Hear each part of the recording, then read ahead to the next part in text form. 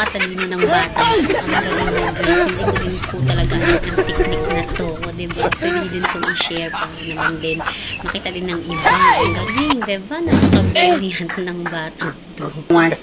Diba?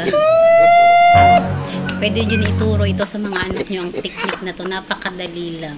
Subukan nyo din.